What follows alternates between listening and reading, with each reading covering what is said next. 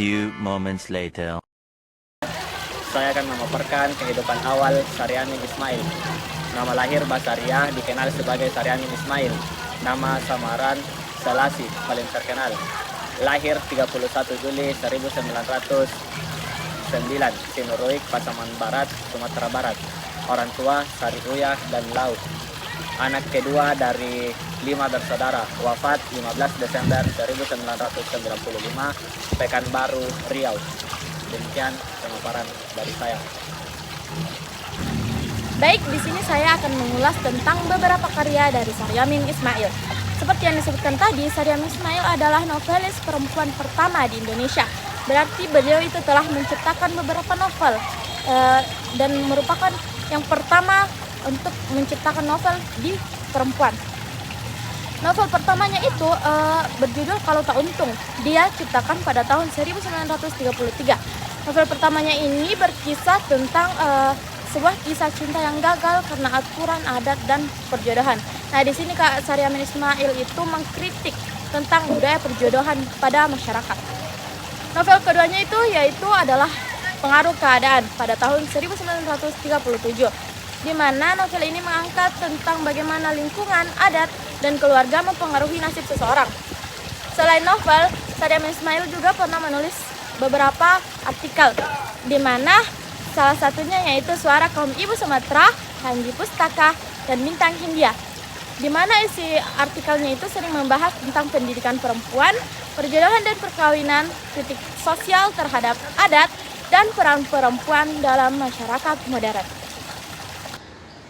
Baik, saya akan menjelaskan tentang jasa tokoh terhadap suatu bidang tertentu, yaitu di bidang pendidikan dan politik, di mana di bidang pendidikan beliau pernah menjadi guru dan kepala sekolah di Message Purple School Bengkulu Matur Besikapang, guru di Message Lir School di Bukit Tinggi, dan mengajar di Denia School Padang Panjang. Sedangkan di bidang pendidikan beliau menjabat sebagai ketua Jong Islamiatan Bon pada tahun 1928 sampai 1930.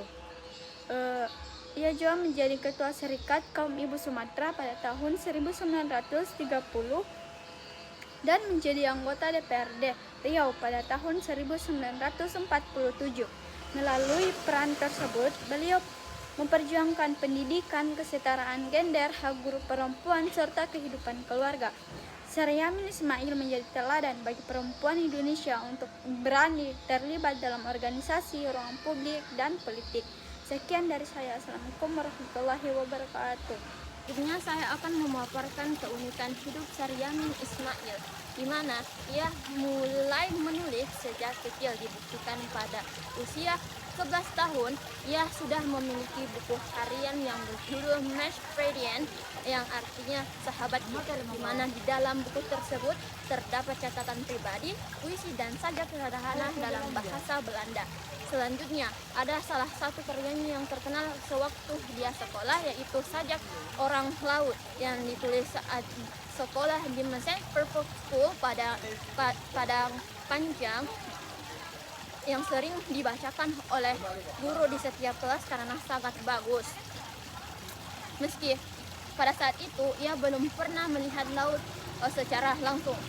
Selanjutnya, di usia muda, tepatnya 16 tahun, sudah menjadi kepala sekolah di Message Purple School di Bengkulu dan berhasil meningkatkan jumlah murid dalam setahun. Saat mengepalai Message Purple School Lubuk Sikaping, karena gaya kepemimpinannya yang tegas membuatnya sempat diprotes pejabat karena menggunakan dana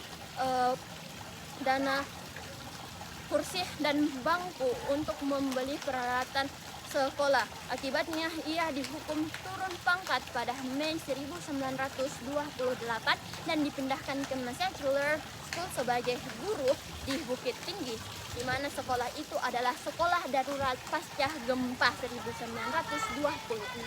Nah, terakhir itu yang sangat unik di kehidupan Saryamin Ismail adalah nama samaran yang sering ia gunakan itu diambil dari nama bunga seperti Selasi, Selumuri, dan Sri Gunung. Terima kasih, sekian yang dapat saya sampaikan. Baik, saya akan memaparkan kesimpulan pada materi ini, yaitu Syaryamin Ismail adalah novelis perempuan pertama Indonesia, guru dan aktivis yang dikenal dengan nama samaran Selasi. Ia menuliskan karya penting seperti Kalau Tak Untung pada tahun 1933 dan Karena Keadaan 1937 dengan tema menolak poligami, perjodohan, serta memperjuangkan pendidikan dan kesetaraan gender. Selain berkiprah di dunia sastra, ia juga aktif di organisasi perempuan dan politik, hingga duduk di DPRD Riau. Warisannya menjadikannya pelopor serta perempuan Indonesia dan inspirasi bagi perempuan perjuangan hak-hak perempuan. Baik, sekian.